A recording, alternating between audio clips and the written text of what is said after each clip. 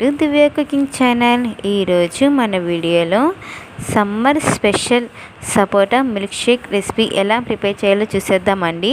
ఇది summer special అని ఎందుకు అంటున్నానంటే మనకి ఏ సీజన్లో కూడా సపోటా అనేది దొరకదు, ఓన్లీ సమ్మర్లోనే దొరుకుతుంది. ఈ టైంలోనే మనం మిల్క్ షేక్ అనేది ప్రిపేర్ చేసుకోవాలి. ఇంకా లేట్ చేయకుండా ప్రాసెస్ ఏంటో చూసేద్దాం.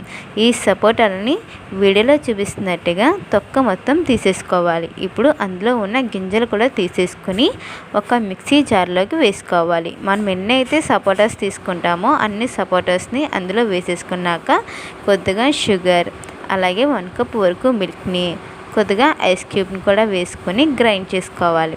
అలా గ్రైండ్ చేసుకున్న మిల్క్ షేక్ని ఒక గ్లాస్లోకి ట్రాన్స్ఫర్ చేసుకోండి. అంతేనండి, సమ్మర్ స్పెషల్ సపోటా మిల్క్ షేక్ రెడీ. మీకు కనుక ఈ వీడియో నచ్చితే లైక్ చేయండి, మన ఛానల్ని సబ్స్క్రైబ్ చేసుకోండి.